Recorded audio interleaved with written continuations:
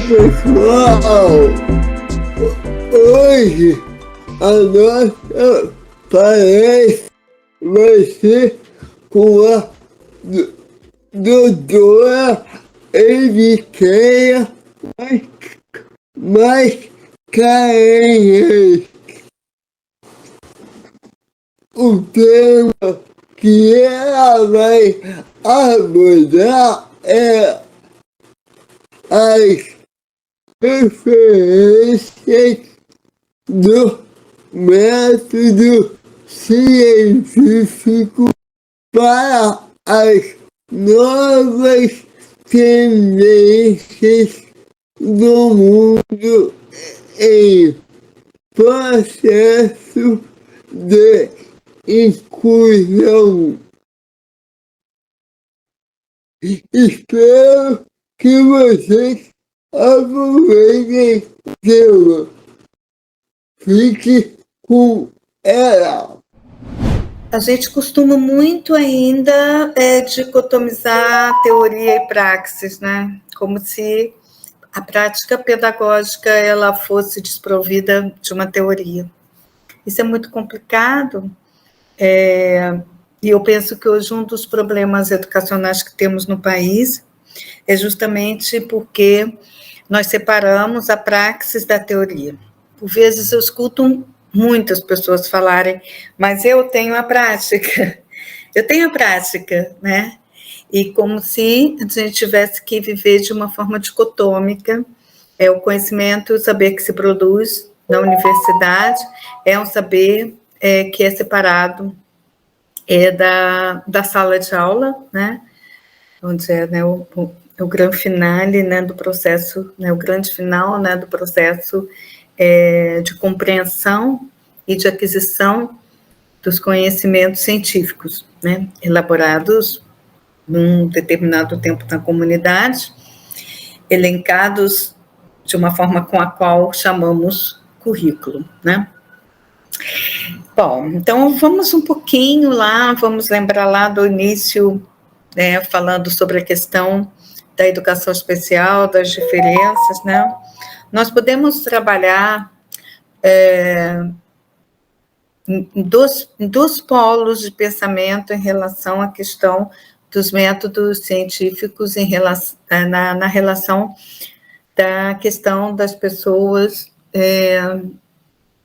com deficiência ou com diferença, né? A gente pode ir lá na Idade Média, não é? E quem já assistiu muito bem O Nome da Rosa, né? Que ele é um clássico, onde nós temos toda uma explicação, né? Uma explicação mística, religiosa, né? Em relação à questão dos fenômenos que sejam eles, né, biológicos ou sociais, que estabelecem as diferenças e a diversidade humana. Embora nós possamos encontrar ainda hoje experiências, explicações míticas, né? Mas nós vamos falar do advento da ciência. Com o iluminismo, né, e o advento da explicação dos fenômenos, né, sejam os fenômenos físicos quanto os fenômenos biológicos, os fenômenos psicológicos e mais tarde um pouco os fenômenos sociais, eles passam a ser explicados através da ciência, né? Através dos métodos científicos e experimentais, né? Então, primeiro modelo de ciência, eles vão ser classicamente marcados, né, como mais ou menos uma cópia, né, da forma de se fazer ciência pelos métodos clássicos, né, da física ou da matemática. Então, nós vamos ter, por exemplo, a educação especial, que vai surgir, ela vai surgir justamente na época onde a educação pública ela é aberta para todos, né? Então, os testes de inteligência eles vão surgir nos primeiros laboratórios de psicologia experimental, na tentativa, né, de se analisar e identificar a inteligência e os comportamentos desviantes. Então, nós vamos ter toda uma raiz, né, de uma psicologia mais norte-americana, pautada no modelo experimental, pautada no modelo comportamental, de análise comportamental. Então, toda a educação especial que vem, né, que vai ser organizada a partir, né, de um modelo experimental comportamental, marcado sobretudo pelo behaviorismo clássico, ela vai ter toda uma perspectiva pautada na análise de tarefa comportamental.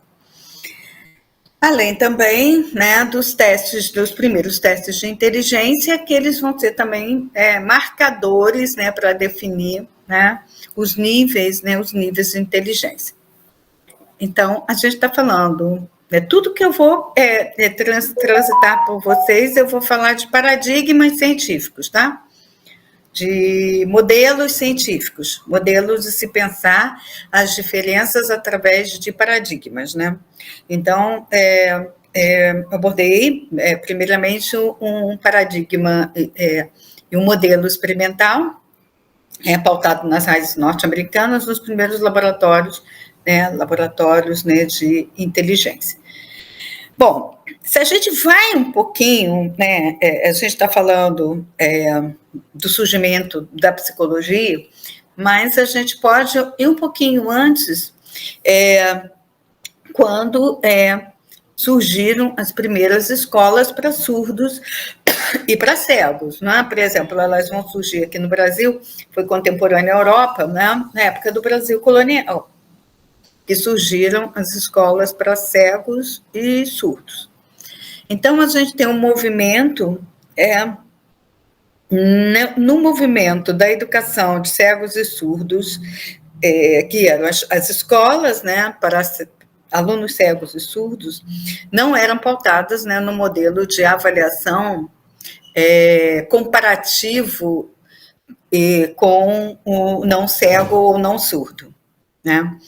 Então, aí a gente vai começar, por exemplo, a compreender o que é um modelo científico, método científico, que se interessa não na comparação, mas na compreensão, né, na compreensão dentro da própria estrutura da diferença, quer dizer, o que seria, né, o que seria isso, né? As línguas de sinais, por exemplo, elas surgem não a partir de um modelo comparativo entre quem é surdo e quem não é surdo, mas elas surgem a partir da necessidade, né, de uma necessidade linguística de um grupo construir, né, eu não digo construir, porque a língua ela não é construída, mas amadurecer uma língua e desenvolver uma língua, sem qualquer intenção de comparação valorativa com uma língua oral. E elas, né, e as línguas de sinais, elas vão surgir, né, elas têm como base na França, né, com Abad Lepé, que era um monge que fez voto de silêncio, e começa a utilizar, não língua ainda, mas sinais com um grupo de surdos, e a partir dali ele prova, né, e aí a gente pode dizer que ele utiliza o método científico, né, porque ele prova, a partir da experimentação, que o uso dos sinais poderia levar as crianças surdas a aprenderem a ler e escrever, e ele mostra, né, mostra na corte de Luís XV, e aí ele ganha um espaço e começa, né, a primeira escola para surdos na França. Nessa época, o imperador Dom Pedro II, ele já vinha no desenvolvimento da escola para cegos, a gente vai falar um pouquinho também, e ele importa essa tecnologia, né? A gente está falando da disciplina de tecnologia, mas ele importa a tecnologia. E qual era a tecnologia? Era Rouet, né? E alguns outros surdos franceses que vieram, né, constituir uma metodologia pedagógica para ensinar os surdos brasileiros. Por isso que a nossa língua, né, a língua brasileira de sinais, ela é muito próxima à língua francesa de sinais. Depois, esse conhecimento, ele vai passar também para os Estados Unidos, e Golodat também é uma escola também para surdos. Então, quero falar que esse caminho, o caminho da história da ciência linguística, das línguas visuais, né? Ela não passou por uma comparação entre surdos ouvintes, mas ela passa por dentro do próprio, né, desenvolvimento linguístico e competência linguística de uma comunidade surda que usa uma língua que é visual e que passa por canais diferenciados, né? E também, hoje, já sabe, neurologicamente também, na neurociências, vem nos mostrando também, né, as áreas cerebrais em uso. Bom, isso é método e é ciência. Bem provada e comprovada, né? Eu vou falar agora um pouco da tecnologia criada, né, pelas pessoas cegas, né? E aí nós vamos lá em Louis Braille, também na França, né? Parece que a raiz e o berço das escolas aí foi na França. Braille, ele fica cego, ele nasce vidente, mas torna cego bem novo por uma infecção, né, nos olhos, e estuda um certo tempo entre videntes, e depois ele vai para Paris e estuda na escola do Valentin Roy.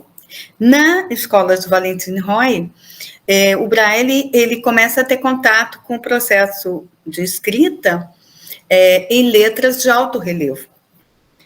E Braille achava aquilo extremamente improdutivo, né, ter que, né, ficar passando a mão nas letras em alto relevo, e aí era uma tábua enorme para poder fazer a escrita. E aí, em contato com uma forma de comunicação criada por um tenente Barbier, baseado no código Morse, mas seria mais ou menos um código Morse em alto relevo, em pontos, o Braille, ele estuda esse código, e aí ele começa a fazer as primeiras, né, notações, né, do código Braille, não uma língua, um código. Isso é ciência, é método, é experimentação. E Álvares de Azevedo, um rapaz cego, também da corte, Dom Pedro, vai também se educar na escola de Valentin Roy em Paris e traz também o método Braille, mostra, Dom Pedro começa a alfabetizar cegos da corte, mostra a metodologia e a primeira escola de cegos implantada.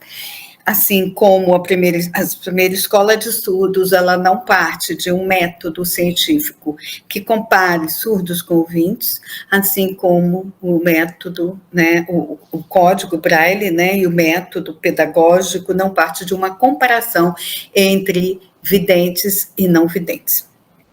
Mas por que será que ela está falando isso tudo? Porque ciência é conceito, ciência é história, ciência é experimentação, é construto, é observação. E hoje me preocupa um pouco a forma aligerada como se usa um termo inclusão.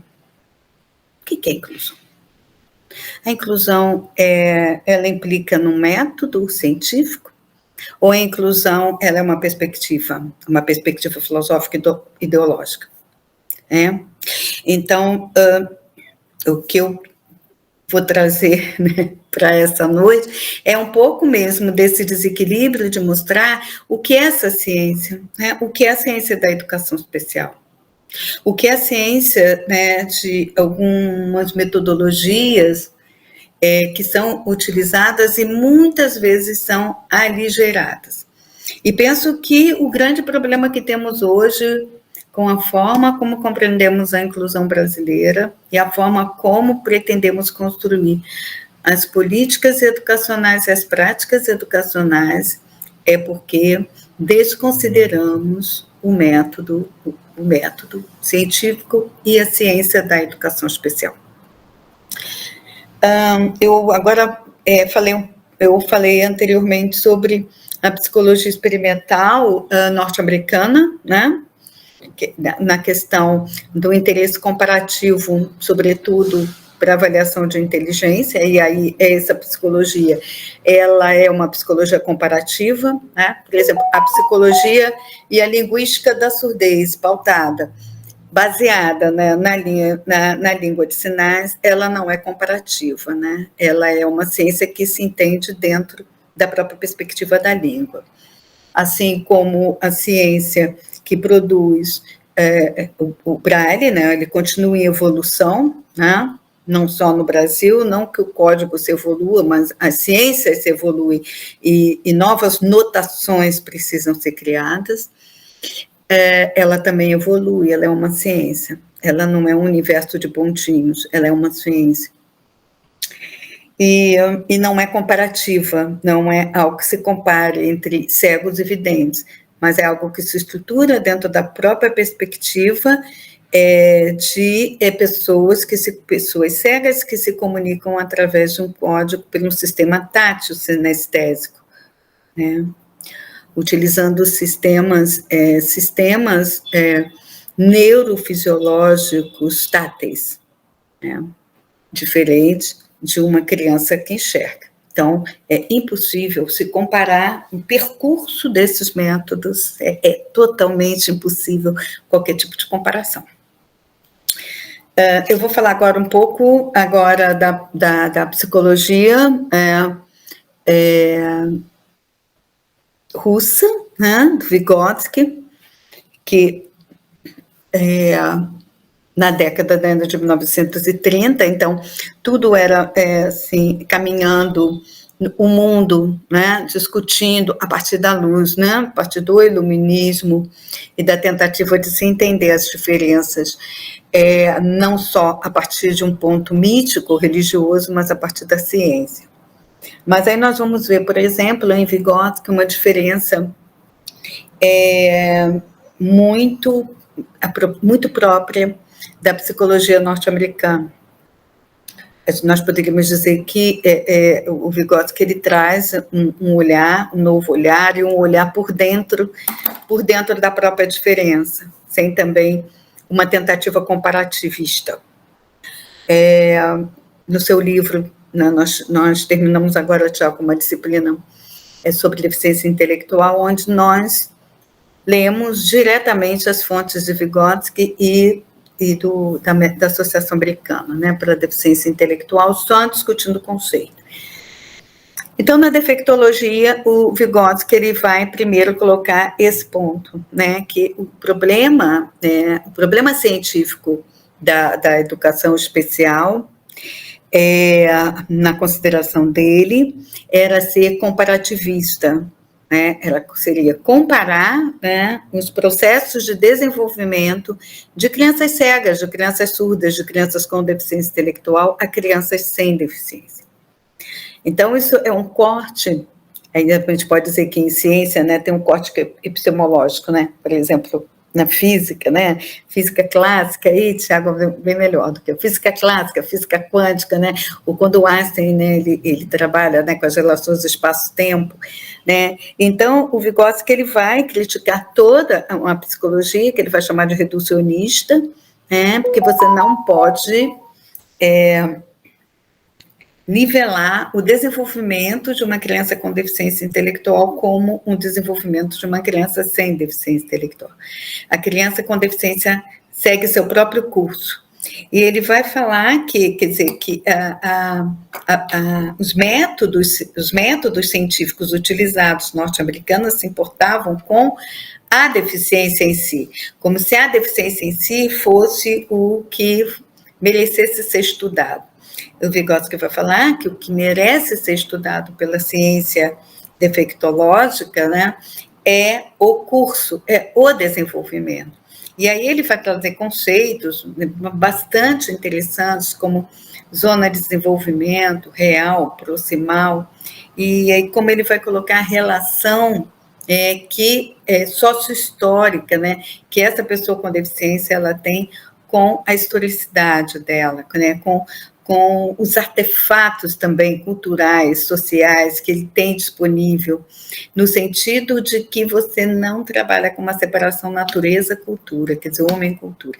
Esse não foi Vygotsky que falou, né?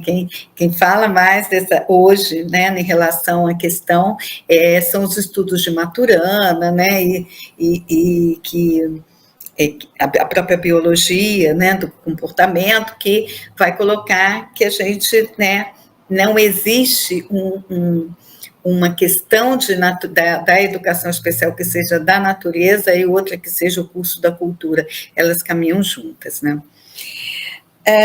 Então, retomando, né, essa questão do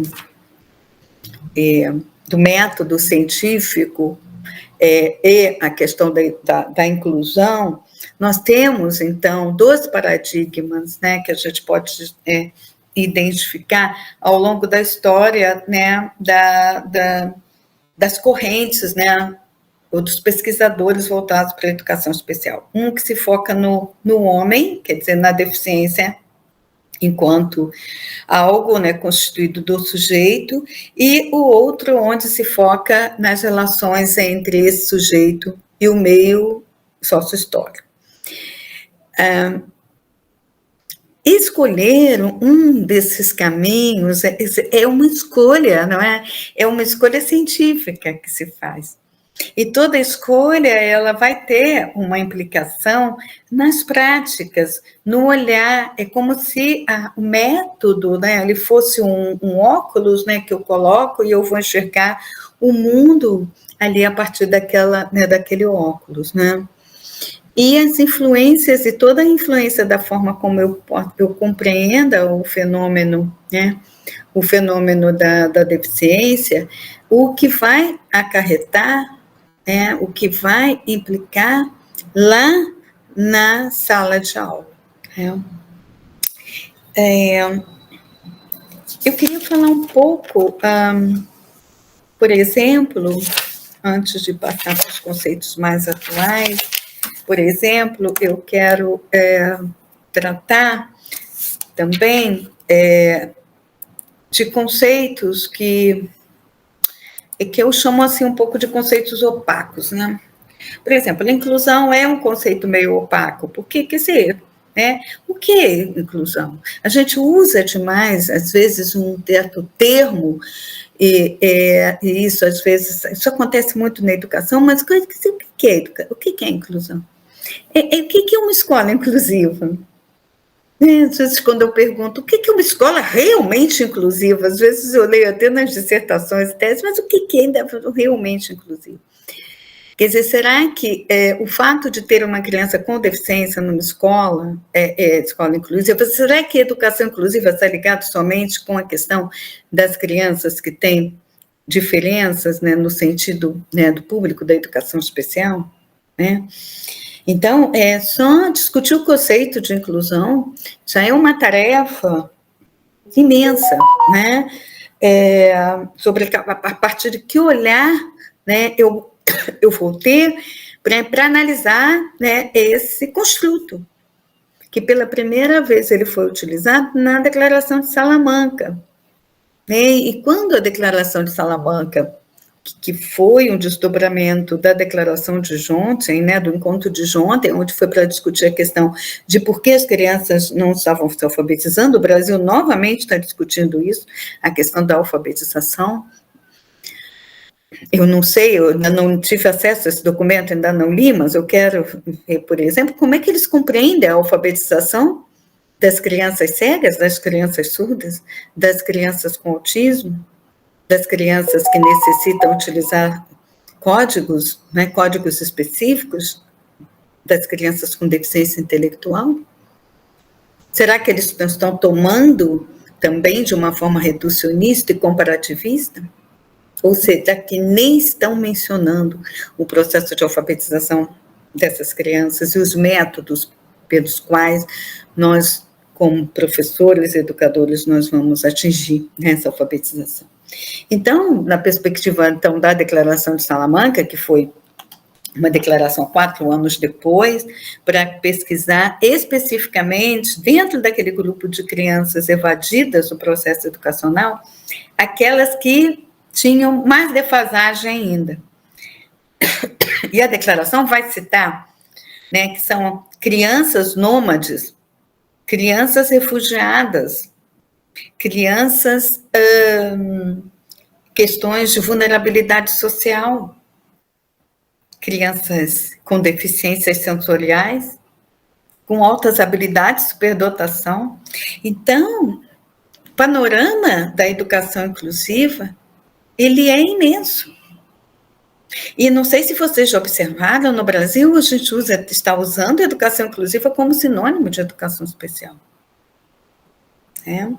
Eu costumo dizer que é como se fosse um conjunto, na educação especial, um subconjunto, quando nós falamos de um conceito macro de educação inclusiva. E educação inclusiva também não é um conceito só de espaço físico, né? Também, né? Como um próprio conceito de acessibilidade. Não é somente um conceito físico, né? Nós temos a acessibilidade física, nós temos a acessibilidade comunicacional, nós temos a acessibilidade atitudinal. Tá? E aí nós chegamos num outro construto, para mim,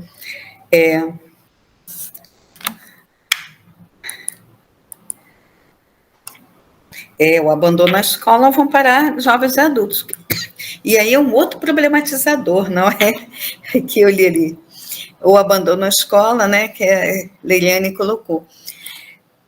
Que é um outro problematizador, quando você trabalha com educação de jovens adultos e educação especial, público da educação especial, você trabalha com 2 segmentos extremamente, né, que sofrem extrema discriminação dentro do universo, né, escolar. Então, ser público da educação de jovens adultos já está no espaço de estigma. Ser um público da educação especial já está no espaço de estigma. E a gente chegou, então, em alguns conceitos. Hoje também está se usando demais o termo capacitismo, que para mim também é um termo muito vago, muito opaco. Eu prefiro trabalhar com o termo preconceito, porque, na realidade, a raiz, né, de todos, né, sexismo, capacitismo, etarismo e todos os ismos discriminatórios, ele vem de um construto bastante estudado na psicologia social, que é o preconceito. E é interessante, não é, estudar o construto do preconceito para que a gente possa discutir espaços de inclusão, porque o preconceito, ele é uma atitude. Ele né, porque nós temos a nossa personalidade, o nosso comportamento, dentro do comportamento nós temos as atitudes, né, que a atitude, ela é uma crença, né, que a gente tem em determinadas, por exemplo, a gente pode ter uma crença de que chupar manga e beber leite não pode, né? Porque alguém falou para a gente que se misturasse não dava, né, não dava problema, né? E então o preconceito, na realidade, ele não tem uma raiz sólida, né? Mas ele é construído e, sobretudo, ele é construído a partir dos nossos referentes modais, né? Os nossos referentes são as pessoas que cuidam da gente quando a gente é criança, são os nossos professores, né? Que são os nossos. Então, a atitude, ela é criada, né? E o preconceito, ele é uma atitude desfavorável, né? Que eu posso ter uma atitude favorável, mas o preconceito é uma atitude desfavorável, preconcebida em relação a uma determinada questão. Mas o que é mais interessante é porque, se ele é construído, ele pode ser desconstruído. Então, a gente pode construir uma plataforma, né, de trabalho, né, num espaço moldado, né, por um método, né, por método científico, por pesquisa, por intervenção, né, no sentido de minimizar o preconceito, no sentido de se transformar atitudes. Então a gente percebe, né, que trabalhar com a questão, né, dos vetores, né, da educação inclusiva, né, do público da educação especial, demanda ciência, demanda método, demanda problematização, demanda conhecimento de campo. Nós não podemos ter uma atitude diante, né, de cada um desses pontos de uma forma reducionista, né, ou amadorista, né. Então, quando nós, diante, né, de todo esse panorama que né, rapidamente eu coloquei nesse passeio, né, sobre a questão da importância do método científico na educação especial e para que a gente atinja uma perspectiva inclusiva, nós não podemos ser amadores, né, ou só descritivos, ou até mesmo romancistas, né? Nós precisamos provar com a ciência que nós construímos, né? As questões que estamos problematizando, e que são aí, no caso, os projetos de vocês. Cada um de vocês tem um projeto, tem um tema, tem um objeto científico de estudo, e vão criar um método de percurso, né, um método, né, construir um método, chegar a determinados indicadores enfim, proporem, né, soluções, sobretudo, né, soluções voltadas para as práticas, né, de ensino.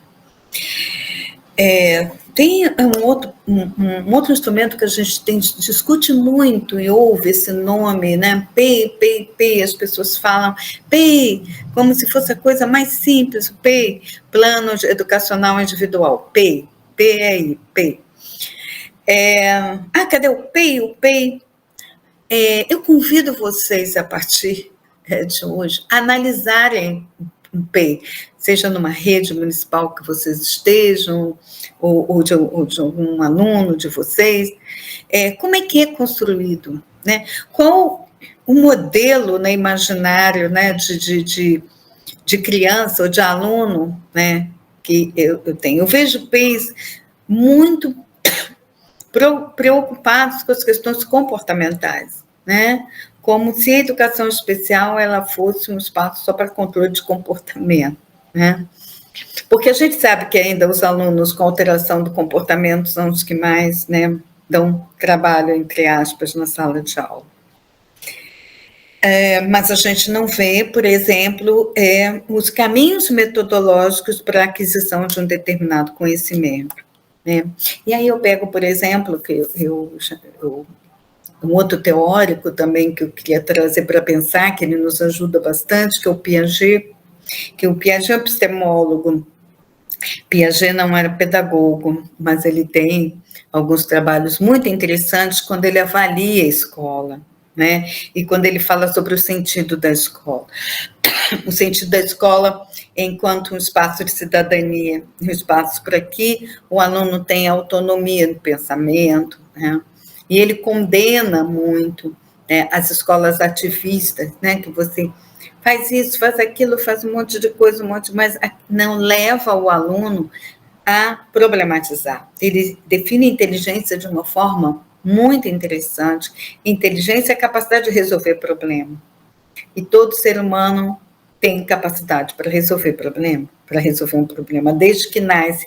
E aí o Piaget vai mostrar muito, já lá nos primórdios da inteligência sensório-motora, o bebê já resolve uma série de problemas, né? Quando ele precisa engatinhar, quando ele não pode engatinhar, quando é um bebê que não tem o padrão motor de engatinhar, quais os recursos que ele vai utilizar? Ele utiliza os seus recursos próprios, para que ele possa resolver os seus problemas. Então, as crianças e todo ser humano, enquanto está vivendo, está resolvendo o problema, né? Mas muitas vezes nós não temos um olhar para compreender, né, aquele aluno. A gente acha que ele tem que resolver o problema que a gente traz para ele. Piaget vai dizer que isso é o jogo jogado, né? Que um dos pontos primordiais da escola é fazer o aluno pensar, né? É uma escola onde desenvolve o pensamento e a problematização. Mas se a gente já tem um olhar preconceituoso e uma atitude em relação aos alunos com deficiência, já que eles não problematizam, sobretudo se forem alunos com deficiência intelectual, sempre alguém vai ter que fazer por eles, para eles e por eles, vai ficar muito, muito difícil eles poderem atingir patamares mais avançados, né? Como que eles têm direito. Então, os planos educacionais individualizados de nada têm de um correlato com os currículos que são seguidos pelas crianças não deficientes. E aí você fala de adequação curricular, mas cadê a adequação curricular? Como essa criança é compreendida dentro do seu processo, né? Por exemplo, de desenvolvimento do seu pensamento linguístico, do seu pensamento físico, do seu pensamento histórico na situação do mundo, porque para cada uma das ciências, essa criança também é um pequeno cientista. Ela também pensa, ela também reflete, né? Aquelas perguntas bobas que a gente acha, as perguntas das crianças de 3 anos são extremamente, né, interessantes, né? E demonstram uma sagacidade e uma necessidade de conhecer o mundo. Outro ponto, né, também que eu gostaria de pensar na questão dos métodos e da visão reducionista é, por exemplo, de se considerar que, voltando ao ponto de Vygotsky, que a gente explica a pessoa pela sua deficiência. Então, se eu tenho um aluno com deficiência, ele não pode também ter altas habilidades.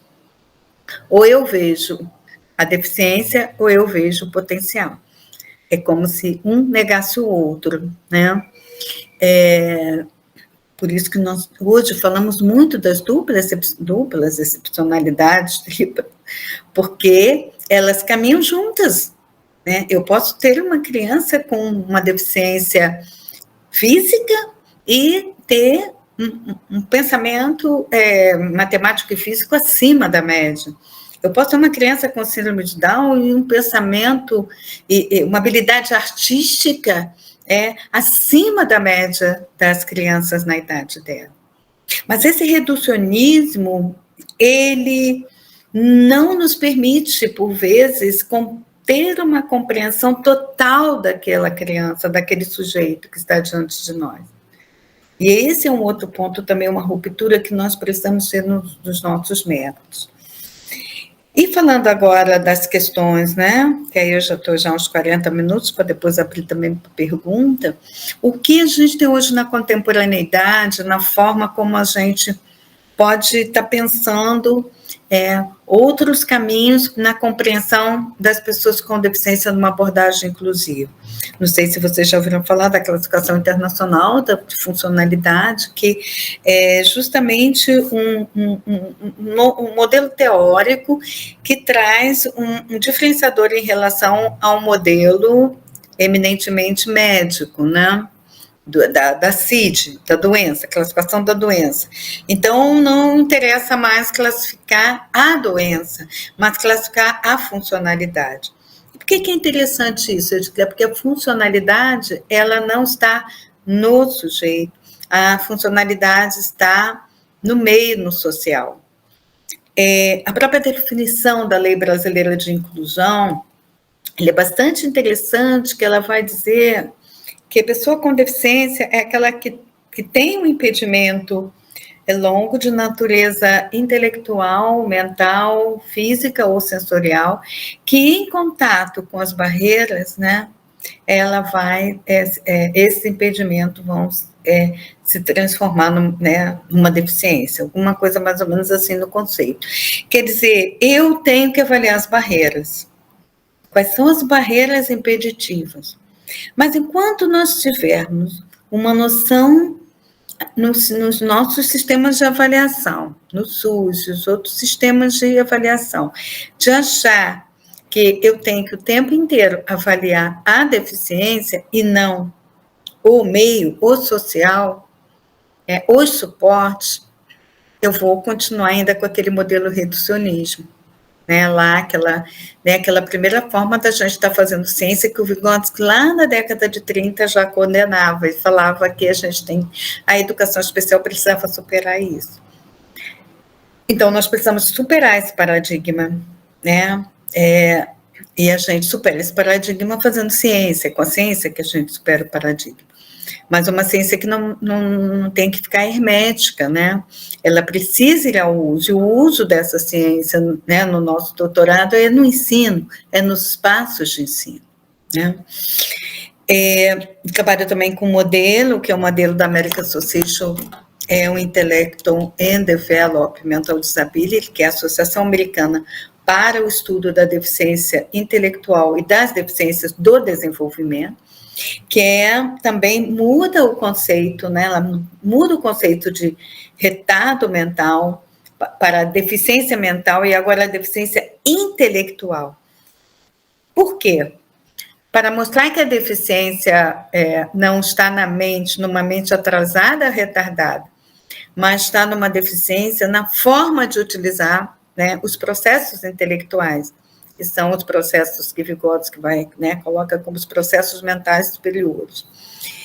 E essa teoria vai falar que mais importante do que eu avaliar a deficiência, ele é leve, ele é moderado, é severo, é profundo, que era uma forma que se avaliava lá com os testes de inteligência, o mais importante é identificar os níveis de suporte.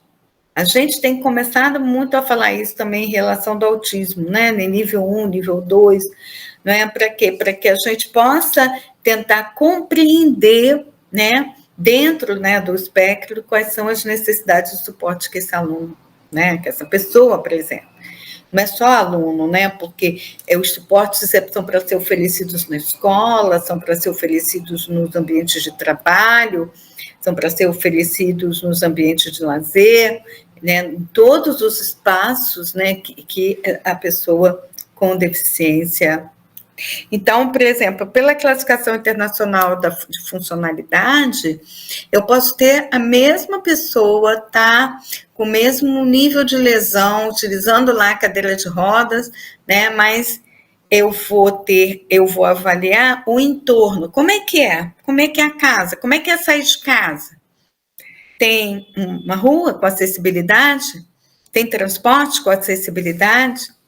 Então, essa pessoa pode estar num nível de independência muito grande perante um outro com alto nível de dependência, que não está no sujeito, mas está nos bens e serviços da forma como eles hoje são ou não oferecidos ao cidadão.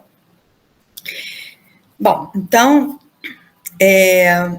novamente colocando, né, que a questão, a educação especial e o processo de inclusão de pessoas com deficiência, com altas habilidades, o público, né, da educação especial, ele é complexo, precisa ser entendido e compreendido por diversos olhares, né, das diversas ciências, né, para que a gente possa realmente, né, poder oferecer uma sociedade e espaços mais inclusivos, né, para essa pessoa. Por isso que eu convido para vocês lerem a Lei Brasileira de Inclusão. Ela fala de todas as áreas, ela tem um capítulo só da educação, da saúde, né, do trabalho, do transporte, porque como se fossem os espaços, né, o environment, né, o meio social onde as pessoas transitam, né, nos seus diversos ciclos, né, de desenvolvimento. Eu hoje assumi o desafio, Thiago, estou presidente do Conselho Estadual de Direitos da Pessoa com Deficiência do Rio, então uma responsabilidade imensa, né? A gente está se preparando aí para acompanhar as conferências municipais, nós estamos mapeando os municípios que depois do Covid nós tivemos muitos municípios se desorganizaram em termos de conselho de direito, mas nós temos já mapeados 25 municípios efetivamente com os conselhos municipais funcionando, e então a gente está se preparando para as conferências municipais que vão ocorrer. É importante vocês saberem quando vão ser as conferências na cidade de vocês, que é uma experiência muito legal, sobretudo vocês que estão, né, no doutorado, né, que trata da questão da inclusão, vocês acompanharem a conferência na cidade de vocês. Semana que vem a gente está indo, eu estou indo a Brasília para um encontro no CONAD, e onde um dos pontos que vai se discutir é a questão da classificação da funcionalidade. Então, muito trabalho realmente, não é, para que a gente desenvolva de uma forma bastante séria as nossas atribuições, né, desse programa, tanto como docente como discente, né, discutindo e levando realmente respostas, né, que possam contribuir para esses saltos que a gente está precisando na forma do olhar científico sobre o público da educação especial. Eu queria agora me deixar à disposição para responder as perguntas de vocês.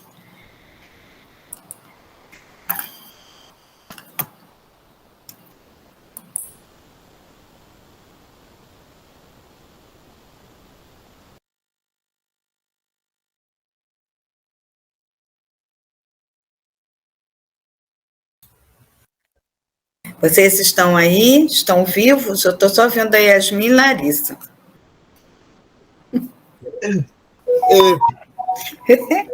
Oi, Pablo. Sim, estamos aqui. Estou aqui. Então, obrigado pela palestra e de e também queria te parabenizar por assumir o cargo do Conselho Estadual da pesquisa que você citou. Então, gente, alguém gostaria de fazer alguma pergunta?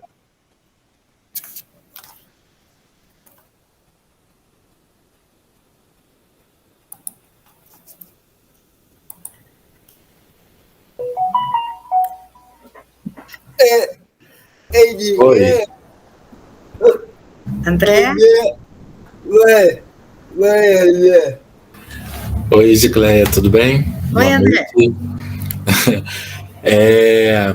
Então, você havia comentado anteriormente, né, sobre como, né, alguns professores, né, têm olhado o PEI, né, como o PEI ele tem sido configurado, né, nas escolas. Aí você falou que é mais de uma análise comportamental, não é isso? Foi isso que você disse, eu entendi errado? Olha, André, se fosse comportamental, ainda teria uma teoria, né? Porque eu digo que pior do que uma abordagem comportamental é não ter uma teoria, por exemplo. A gente sabe, por exemplo, que algumas crianças com autismo, por exemplo, grau 3, a gente precisa utilizar algumas abordagens comportamentais, né? A gente pensa comportamental só aquela, né, estímulo aversivo, não é? Mas as abordagens neocomportamentais, né, por exemplo, as próprias teorias, né, as próprias terapias, né, cognitivo-comportamentais, elas usam, né, muito a abordagem comportamental, né? O que eu fui lá atrás dizendo que você tinha somente um modelo, que era o modelo norte-americano, e aí vem o Vygotsky, ele vai falar da questão do social, né? Então, é a questão, André, da escolha, mas você saber o que você está escolhendo, né? Eu vou te dar um exemplo, André. Eu estava dando aula na graduação e aí um aluno falou que estava observando uma turma, mas com um aluno da área de história. Estava observando uma turma onde tem um aluno autista incluído. E, de repente, o aluno se jogou no chão, ele se batia a cabeça, e foi um transtorno. Tiveram que vir 3 pessoas para segurar o garoto, porque ele ficou completamente descontrolado. Se batendo, querendo morder, aquela coisa toda. E eu perguntei para ele assim, você estava observando? Estava, professora, foi isso que eu observei. Mas você estava realmente observando? Por quê? Eu falei, o que aconteceu antes? Antes do comportamento dele. Tenta lembrar. Aí ele falou assim, ele estava desenhando. A professora estava dando aula, ele estava desenhando. Entrou a professora do AEE para retirá-lo da sala, para ir lá para a salinha lá da sala de recursos. E ele fez não, que não queria. Ele estava desenhando. E a professora da turma falou, espera mais um pouquinho e leva ele. Não, está na hora. Insistiu, e aí aconteceu esse comportamento. E eu falei, então, qual foi a causa do comportamento dele? Professora, aquilo que a senhora falou da rotina, do autista, ele foi retirado, não foi avisado. Eu falei, tá. Então, a gente estava trabalhando ali com uma observação comportamental. Então, aquele comportamento é uma reação ao quê? Um comportamento que fizeram com ele, e que se ele tivesse a possibilidade de verbalizar, sei lá, ele teria falado um palavrão para a professora, ele teria gritado, não quero, não vou sair. Mas por não ter o dispositivo, né, da linguagem, poder usar a linguagem como comunicação, ele usou o corpo. Ele se jogou no chão, né? Às vezes, algumas crianças surdas, quando são expostas somente ao modelo oralista e não têm o direito ao uso da língua de sinais, elas muitas vezes são vistas como crianças com distúrbio comportamental. Acho que a Yasmin pode muito bem, né, falar sobre isso. Elas são vistas como crianças com problema comportamental, porque ela não tem a língua para se expressar, nem a outra pessoa que a compreenda. Quando a criança ela tem direito ao uso da sua língua e alguém que ela pode expressar, né, o seu pensamento através de uma língua gestual, visual. Então, André, você pode usar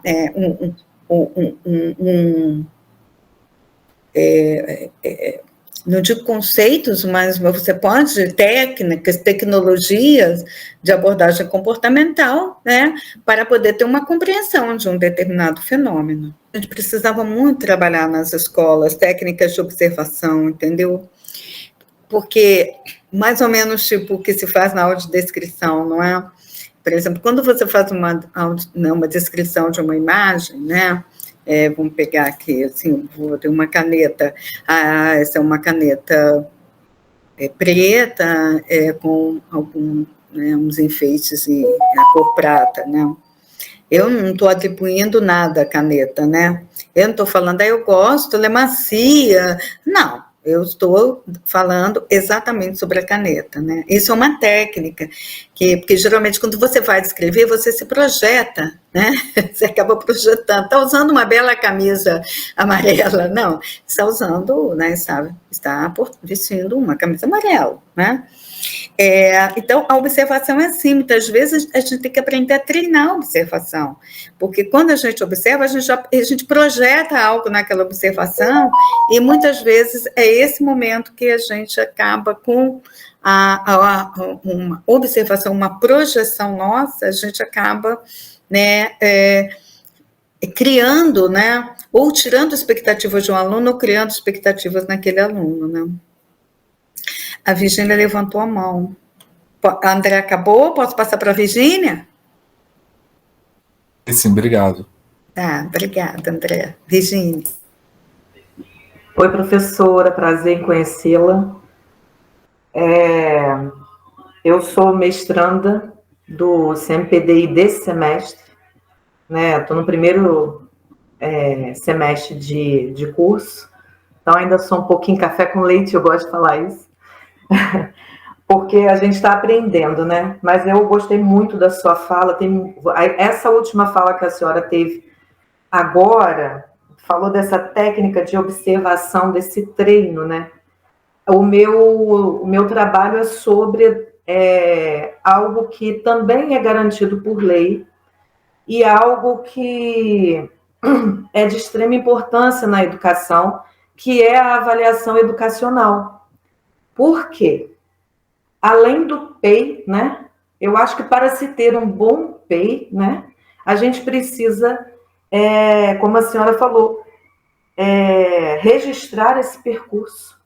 A gente precisa parar para observar, ver o que realmente essa criança está com carência, registrar o observado, que eu acho que é uma das coisas que os professores mais, é uma hipótese, né, da minha pesquisa, mais pecam, é a questão também de não registrar, porque às vezes o professor ele tem aquilo tão latente, é tão natural da prática dele, que ele não consegue fazer o registro. E na hora que ele vai elaborar esse relatório avaliativo, fica um relatório raso, não descreve as evoluções desse aluno, não descreve o que realmente precisa ser estimulado num próximo momento. Então, até colocado para ser base do planejamento do próximo momento, né, do ano. E eu quero muito agradecer a senhora. Gostei muito da sua fala de Piaget. Engraçado que momentos antes eu pedi para o André Felipe, eu acho, né? Isso, André. Isso. Foi sobre Vygotsky. Me mandar também sobre Vygotsky. Eu sou uma grande fã desses dois caras, Piaget e Vygotsky. E eu penso assim que enquanto a avaliação educacional não tiver esse registro do percurso, esse treino de observação, não teremos relatórios que revelem realmente o que essa criança evoluiu, porque ela evolui.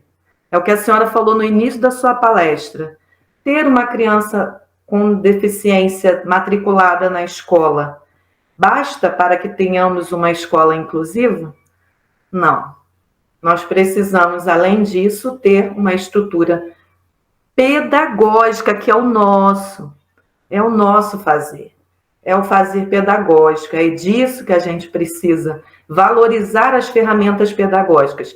Às vezes a gente quer trazer muito da clínica psicopedagógica, muito da terapia ocupacional, e assim, faz parte sim, mas a escola por si só já é uma terapia, já é uma estimulação, já é um novo ciclo social que essa criança está inserida, tá bom? É só isso que eu gostaria de falar com a senhora. Muito obrigada.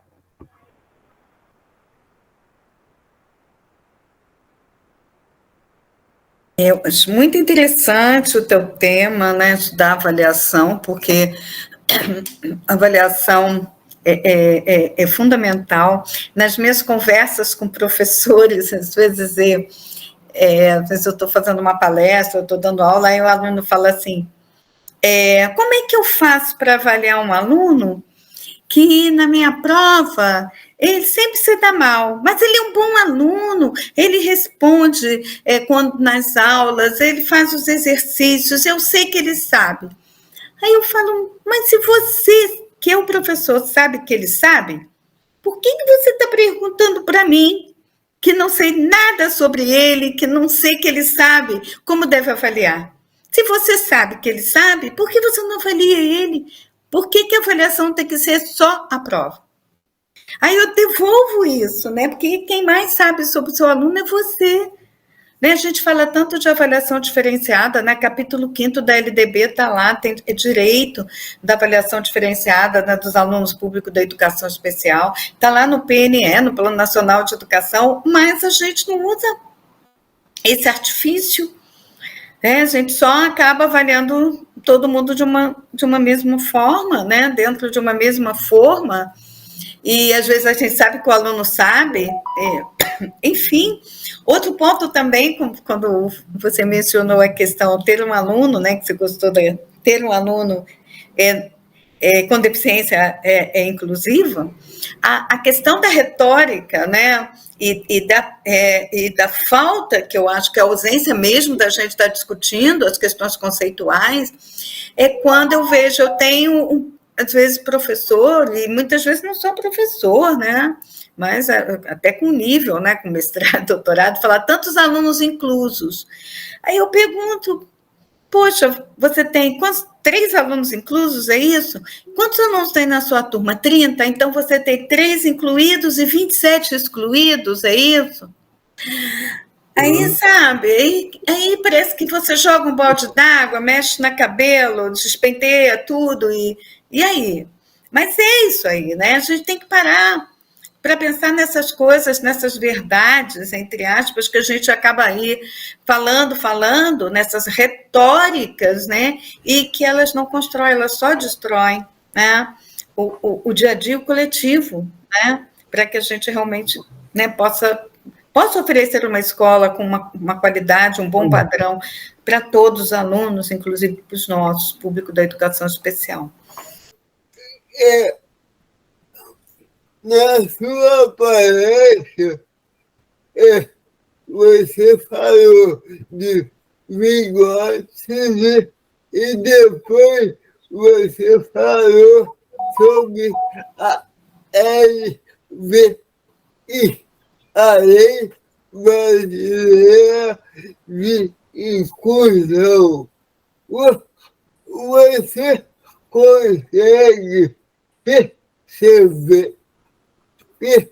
perceber o quanto Vygotsky foi atual na Constituição da LVI. Sim, o Vygotsky, ele deu um salto no tempo, é o que eu sempre falo, né? Onde você não tinha nenhum avanço, né, das neuroimagens, né, para mostrar, né, a diversidade, a neurodiversidade, ele já falava sobre isso, né? E uma coisa que ele falava também, que tanto a escola especial como a escola normal, né, a escola não especial, as duas não trabalhavam na questão do que é peculiar no desenvolvimento, né? As duas trabalhavam sempre com a doença, com a deficiência. E a mesma coisa, eu repito essas palavras hoje, a gente fica nessa briga da classe especial, da escola especial, da classe comum, né? Mas as duas podem ser tão ruins ou podem ser excelentes na medida em que você trabalhe, né, respeitando justamente o desenvolvimento da criança e saber o que você quer atingir. Então, a questão essa, né? É como eu vou compreender esse aluno, né, de uma forma individual, como ser em desenvolvimento. Tiago, na questão médica, hoje nós já temos, por exemplo, os estudos, né, de síndrome, né, que pessoas com síndrome de Down está bem avançado. Então, hoje a gente tem já a curva de padrão, aquela curva ali, quem leva filho para o pediatra, né? Ou já viu aquelas curvas que o pediatra segue, né? Desenvolvimento. Já existe a curva corrigida para a criança com síndrome de Down, né? Porque a criança com síndrome de Down, ela vai ter um padrão de desenvolvimento, sobretudo nos primeiros patamares, diferenciado das outras crianças. Mas ela vai andar, ela vai atingir os patamares. Em Alder, né, que era uma pesquisadora piagetiana, a Bárbara Alder, ela vai chamar de viscosidade, né, do desenvolvimento. O Vygotsky, ele não se aprofundou em cada uma das deficiências, né, mas ele traz contribuições muito interessantes, quer dizer, por exemplo, a deficiência intelectual, ela não as pessoas com deficiência intelectual não são um pacote que você joga todo mundo ali, amarra e é igual. Existem diferenças, existem peculiaridades, tanto dentro das questões das síndromes, quanto dentro da questão de cada um enquanto um ser em desenvolvimento, né? Então, a medicina já tem isso construído, a educação não. Né? Por exemplo, vou dar um exemplo, Thiago. Tu fala hoje lá na questão da terminalidade. Isso é um absurdo, para mim isso é um absurdo, porque as nossas crianças com síndrome de Down começam a se alfabetizar aos 9, 10 anos, né? Alguns autistas também saem daquela primeira etapa do espectro, né? E entram, né, na questão de uma linguagem mais socializada, alguns com 7 anos. Agora mesmo, eu vi na internet uma mãe comemorando o mestrado em física de um filho autista, que falou, com 7 anos, ele falou, foi desfraldado aos 5 anos.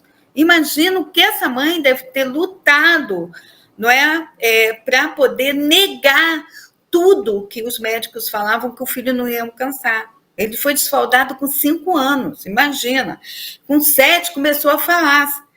Tem a Temple Garden também, não é? Que é um exemplo clássico disso. E a gente quer o quê? A gente quer ainda um modelo de escola reprodutivista e que ainda diz que tem que fazer uma terminalidade. Aí, com 14 anos, vai embora. Tem que... Não, então, por isso que nós precisamos, sim, né, com as nossas pesquisas, estudarmos essas peculiaridades e darmos o direito, que é só pela peculiaridade que a gente, e a singularidade que a gente vai dar o direito. O direito ele não pode ser nivelado pelos outros. Nós precisamos defender essa ciência, a ciência da igualdade, né, do que é pessoal para cada um, a ciência do ciclo do desenvolvimento humano de cada um. Né? E mostrar que essa é uma forma, sim, de fazer ciência, né? Que a gente pode generalizar por um princípio, a gente pode particularizar sobre o outro. A ciência caminha com os 2 pontos, né, doutor Tiago, que é físico aí, não é? A gente caminha com essas 2 pontas da ciência. E a complexidade também, né, dos fenômenos, né? Sem dúvida. Professora, boa noite. Eu não consigo abrir minha câmera porque ela está ruim.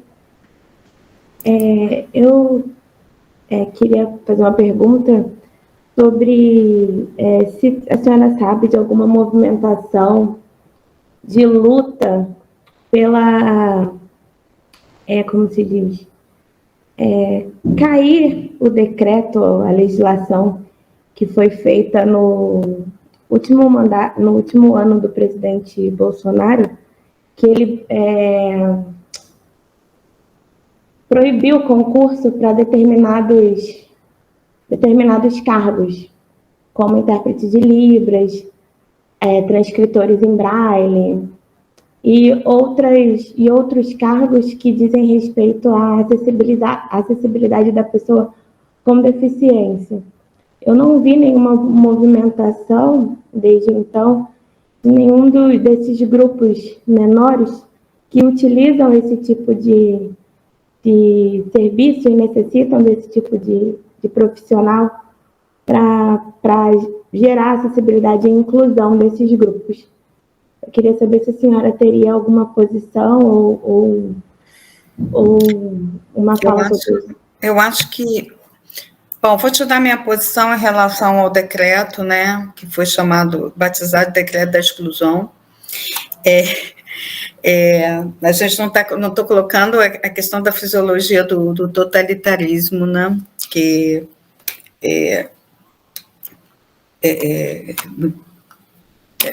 muitos, né, grupos, né, seguidores têm. Mas eu queria falar do decreto da educação especial, que foi extremamente combatido, né, pelo movimento do Full Inclusion, né, que o Brasil ele se dividiu entre o movimento Full Inclusion, né, a inclusão total e de qualquer forma que seja, e o movimento, né, mais tradicional da educação especial. E tem coisas, e tem muitas vezes, né, às vezes num governo, né, onde,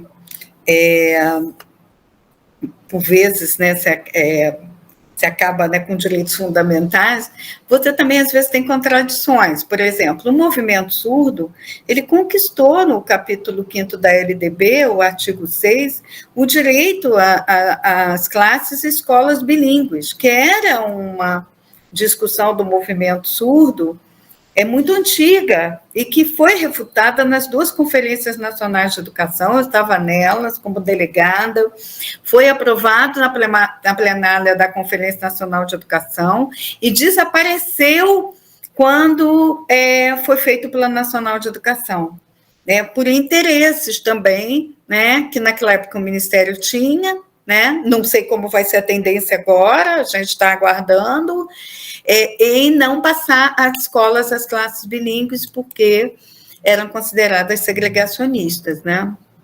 E aí se teve, numa contradição tremenda no governo Bolsonaro, ter passado o que o movimento surdo desejava enquanto movimento, o direito, né, às classes, às escolas, né, e classes bilíngues e escolas bilíngues, né. Então, são campos de contradição que eu penso que, assim, a ciência não pode se render a isso. E aí eu acho que, mais uma vez, retornando à pauta que o professor Tiago me passou para esta noite, o método científico. A ciência não pode se render ao discurso. Não importa que tipo de discurso. Eu sempre brincava e falava assim, eu não quero ser gado vermelho.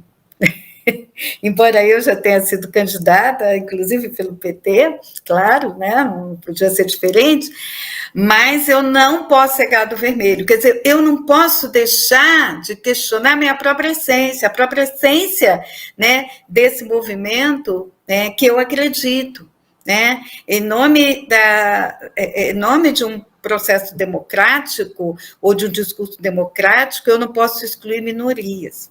Eu não posso, por exemplo, em nome de um discurso democrático, dizer as pessoas têm direito de escolher, de ser oferecido ou não o Braille, né?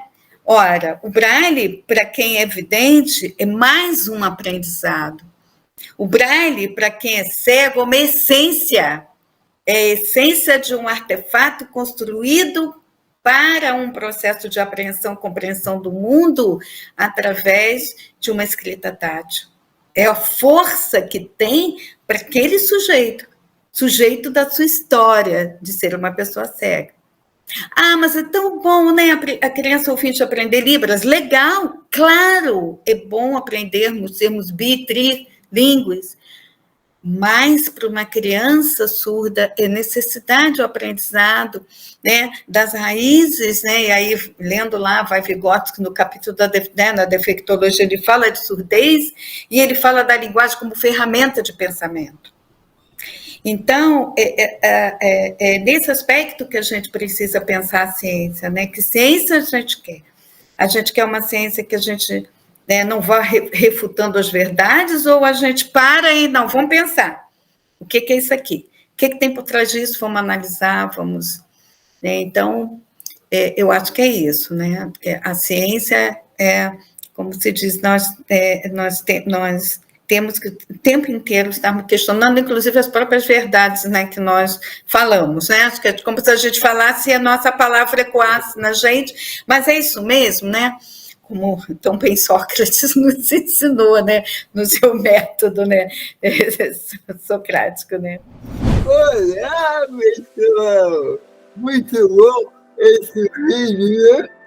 E espero que vocês tenham curtido, mas é importante dar aquela curtida e se inscrever no canal,